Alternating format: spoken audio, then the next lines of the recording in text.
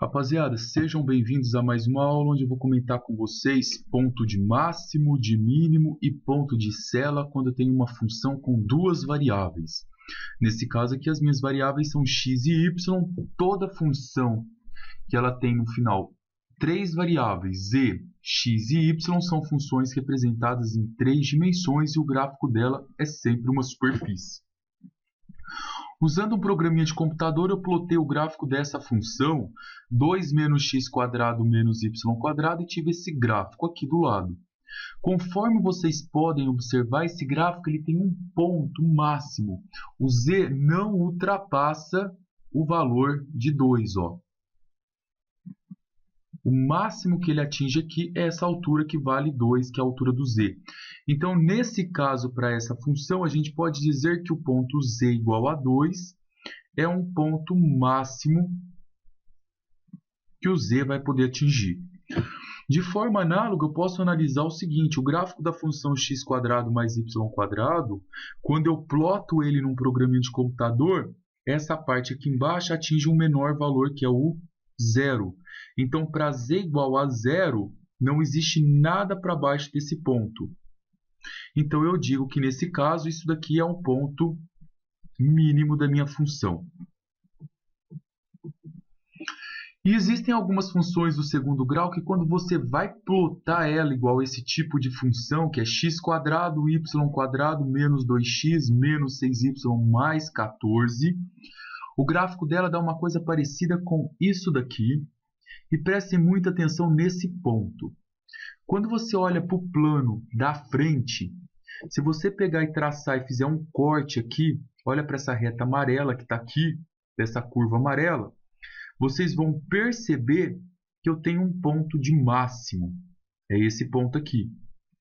Porém, se você mudar o seu olhar e observar só o outro plano, a parte que está por cima dessa função, você vai perceber que você tem aqui um ponto de mínimo. Então, esse ponto que a gente enxergou aqui, esse ponto, ele pode ser tanto um ponto de máximo, como ele também pode ser um ponto de mínimo. Tudo depende da forma como você olha para a função. Quando isso acontece, a gente diz que nós temos um ponto de sela na função. Então, nosso objetivo nessa aula é pegar uma função que está com três dimensões em função de x e y, que são duas variáveis, e determinar quem é o ponto máximo da função, quem é o ponto mínimo e quando que acontece um ponto de sela, sem precisar verificar isso nos gráficos das funções. Então vamos começar? Eu coloquei aqui para vocês um resuminho. Se você sabe esse meu quadro resumo, você vai saber tudo para resolver esse tipo de exercício. A primeira coisa, você tem uma função com duas variáveis, y e x. O primeiro passo da nossa receita é você pegar e derivar em relação a x e derivar em relação a y. Por quê, professor? Para encontrar ponto de máximo, de mínimo e ponto de sela, eu preciso derivar a função. Porque a derivada nada mais é do que a inclinação de uma reta. E o ponto de máximo e o ponto de mínimo sempre ocorre nessas retas que estão com inclinação igual a 0. Vocês lembram do cálculo 1? Que a gente tinha uma função, uma curva. Nessa curva eu tinha infinitas retas. E um ponto de máximo ou um ponto de mínimo nessa função, ele sempre ia ocorrer onde a inclinação dessas retas fossem iguais a 0. E quando eu falo para vocês inclinação de reta, eu estou falando em derivada. E quando eu falo em derivada igual a 0, eu estou falando em candidatos a ponto de máximo e mínimo. Por isso que eu estou pedindo para você, para encontrar quem é máximo, mínimo ou sela, deriva a sua função primeiro em relação a x, depois em relação a y. E depois você faz o f de x igual a 0 e o f de y igual a 0, porque todo ponto de máximo ou mínimo, repito, ocorre onde as suas derivadas é igual a 0. Então eu vou começar aqui, ó. Vou fazer em relação a x primeiro. derivando isso em relação a x, isso daqui fica 0. Olho só para o x, a derivada de x é 1, abaixo o y, porque ele está multiplicando. A derivada de 3y é 0, porque eu estou derivando só em relação a x, eu olho só para o x. A derivada de 2x é 2. Derivei em relação a x. Vou pegar essa mesma função agora e vou derivar em relação ao y. Quando eu derivo em relação a y, derivada de y² dá 2y. Olho só para o y, a derivada de y é 1. Então, eu vou abaixar o x porque ele está multiplicando. Olho só para o y, a derivada de 3y é 3. A de x é 0 e a de 3 é 0 porque a gente está derivando em relação ao y. Fez essa brincadeirinha aqui de criança, derivou em relação a x em relação a y. O segundo passo é você fazer o f de x igual a 0 e fazer também o f de y igual a 0. Então, isso daqui vai ficar y mais 2 igual a 0. E esse carinha de cá vai ficar 2y mais x mais 3 igual a 0. Agora vamos brincar. Nessa primeira aqui, a gente consegue mandar o 2 para lá e falar que o y vale menos 2. Se o y vale menos 2, quando eu for jogar na outra, em vez de eu ficar isolando, eu posso substituir. Eu posso pegar o y que é menos 2 e colocar ele aqui. Então vai ficar 2 vezes menos 2 mais x mais 3 igual a 0. Aqui vai ficar menos 4 mais x mais 3 igual a 0. O x eu mantenho desse lado, passo o menos 4 e passo o 3 para lá. Então, vai ficar mais 4 menos 3, o x vai ficar igual a 1. Então, eu encontrei como resultado y igual a menos 2 e x igual a 1. Olha que coisa bacana e fácil agora de vocês entenderem. O x vale 1 e o y vale menos 2. Esse cara aqui, ele é um forte candidato a ponto de máximo ou ponto de mínimo ou ponto de sela. Só que eu ainda não sei se ele é ponto de máximo, ponto de mínimo ou de sela. Ele é um candidato. Então, como ele ainda não é nenhum desses três, eu digo que ele é um ponto crítico da função. Então, o que é um ponto crítico de uma função? É um ponto que pode ser ponto de máximo, de mínimo ou de sela, ou nenhum dos dois. Aí, professor, como que eu vou saber se ele é de máximo, de mínimo ou de sela? Quem vai te ajudar a dizer se ele é máximo, mínimo ou sela é uma matriz chamada matriz enesiana. É o nosso terceiro passo desse exercício. E ela é fácil, não assusta não, só o nome dela que é difícil. O que é uma matriz enesiana? Vou chamar ela de H, pelo nome dela de enesiana. A matriz enesiana é uma matriz, é um determinante do tipo 2 por 2, ou seja, ela tem duas linhas com duas colunas.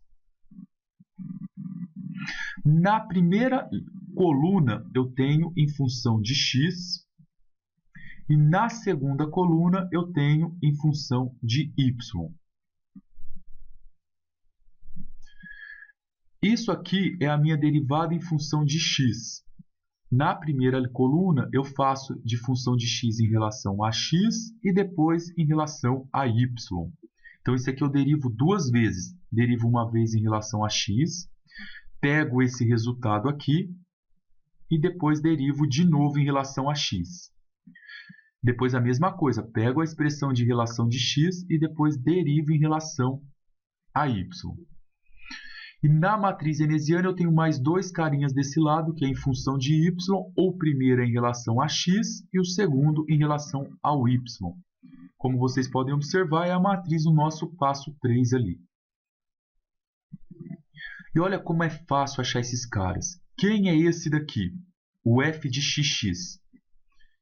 O f de x a gente tem aqui em cima. Ele vale y mais 2. Então, quem é o f de xx? Vai ser esse daqui, ó. Deriva essa função em relação a x. Como não tem x, vale zero.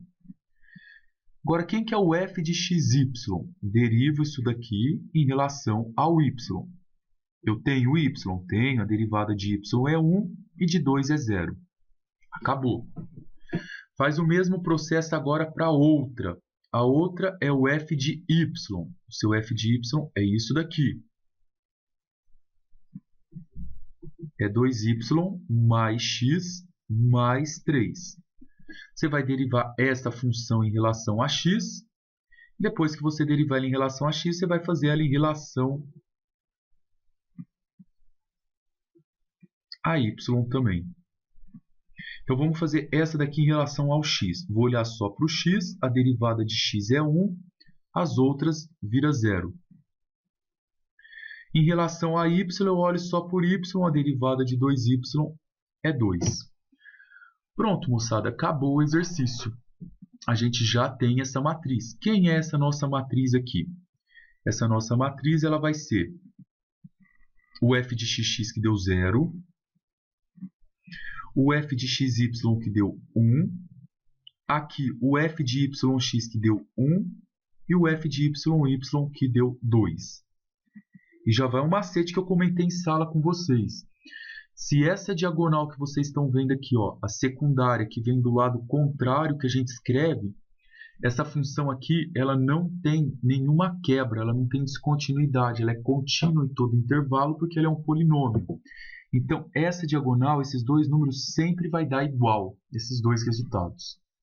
Como que eu calculo um determinante 2 por 2? Para o lado que eu escrevo, eu mantenho o sinal. 0 vezes 2 dá 0. Para o lado contrário que eu escrevo, eu troco o sinal. 1 vezes 1 dá 1. Quando eu troco o sinal, fica menos 1. Então, a nossa matriz enesiana, ela deu menos 1. E menos 1 é um valor menor do que 0.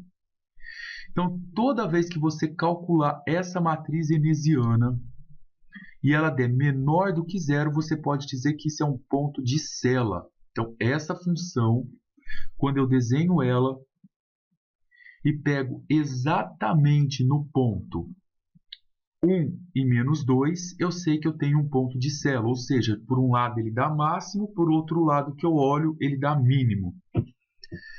Se a sua enesiana tivesse dado igual a 0, nada a gente poderia afirmar. Então, quando é menor que 0, é ponto de Cella.